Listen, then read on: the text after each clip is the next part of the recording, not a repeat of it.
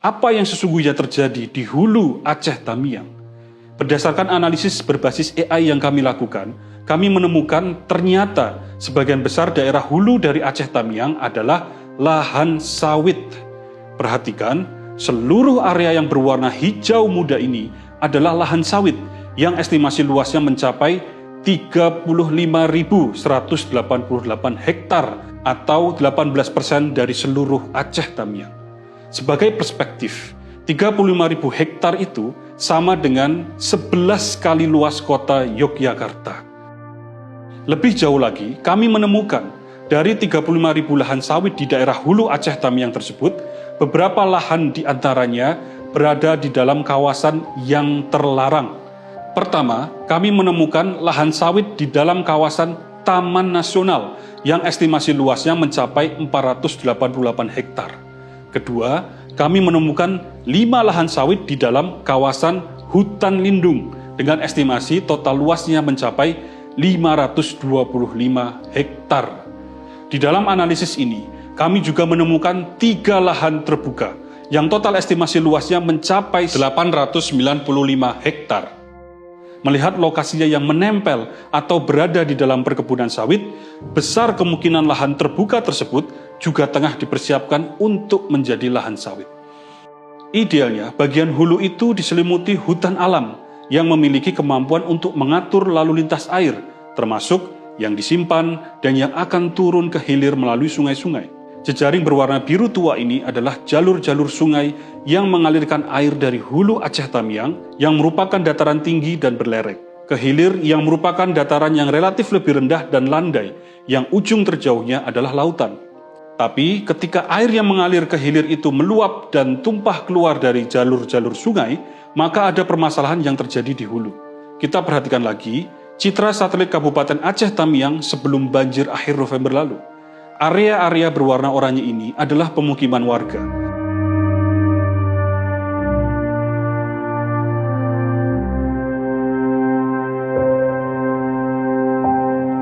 Jaringan berwarna merah ini adalah jalan-jalan raya yang menghubungkan ribuan lokasi di Aceh Tamiang.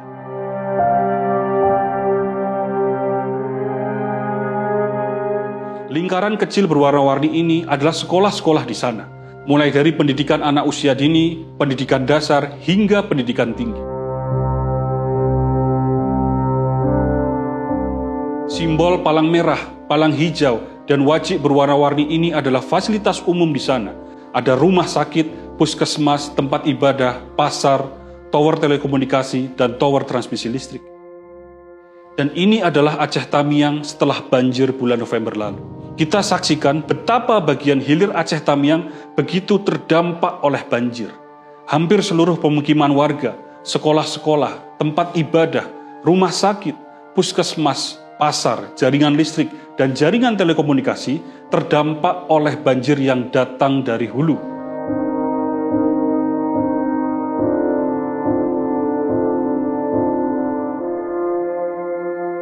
Dan kita tahu kemampuan sawit untuk mencegah banjir itu adalah rendah jika dibanding hutan alam. Hal ini disebabkan oleh berbagai faktor inheren, seperti proses pembukaan lahan sawit yang menyebabkan pemadatan tanah karena penggunaan alat berat. Sifat tanaman monokultur yang sedikit tumpukan sisa organiknya membuat tanah miskin nutrisi, cenderung kering dan keras. Kemudian jenis akar sawit yang dangkal yang menyebabkan tanah di sekitarnya menjadi terpecah.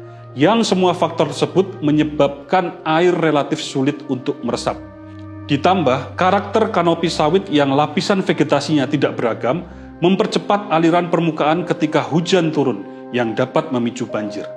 Dari kajian yang pernah kami sampaikan sebelumnya, luas perkebunan sawit rakyat yang dikelola oleh 12.000 petani di Aceh Tamiang adalah 25.828 hektar, dan luas lahan sawit yang dikelola oleh 31 korporasi adalah 45.641 hektar.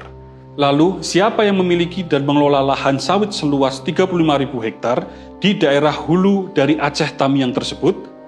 Dari besaran luasnya, 35.000 hektar lebih besar dari luas perkebunan rakyat dan lebih kecil dari luas lahan sawit 31 korporasi. Dari lokasinya, 35.000 hektar lahan sawit tersebut berada di daerah hulu yang relatif jauh dari pemukiman. Bahkan beberapa di antaranya masuk ke dalam kawasan taman nasional dan hutan lindung yang seharusnya terlarang untuk ditanami sawit. Pemerintah harus menjelaskan beberapa hal penting di sini. Pertama, mengapa daerah hulu yang seharusnya tempat untuk menampung dan mengatur lalu lintas air dibiarkan dideforestasi dan ditanami sawit hingga 35.000 hektar. Kedua, siapa yang mengelola 35.000 hektar lahan sawit di daerah hulu tersebut? Ketiga, mengapa ada lahan sawit di dalam kawasan hutan lindung dan taman nasional? Tentu kita tidak mempermasalahkan perkebunan sawit rakyat. Pertama, karena luasnya hanya sekitar 25.828 hektar. Dan yang kedua, karena kebun sawit tersebut merupakan mata pencaharian utama bagi 12.000 keluarga atau 48.000 rakyat kecil jika kita berasumsi satu keluarga terdiri dari 4 orang. Setiap petani bergantung hidup kira-kira pada lahan sawit sebesar 2 hektar.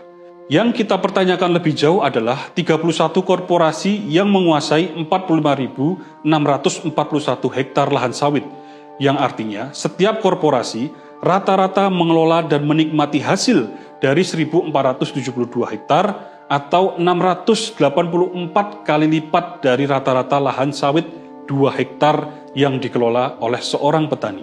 Yang juga kita pertanyakan adalah dari 84.000 hektar total lahan sawit di Aceh Tamiang, masih ada sisa sebesar 13.289 hektar yang sampai saat ini belum dapat kami temukan data yang bisa mengkonfirmasi pemilik atau pengelolanya. Banjir di Aceh Tamiang dan di wilayah Sumatera lainnya harus menjadi titik bangkitnya kesadaran yang melahirkan perubahan nyata di dalam pengelolaan kekayaan alam oleh pemerintah. Jika tidak, rasanya kita telah menyia-nyiakan suatu pelajaran yang sangat mahal dari peristiwa banjir di Sumatera pada akhir November yang lalu.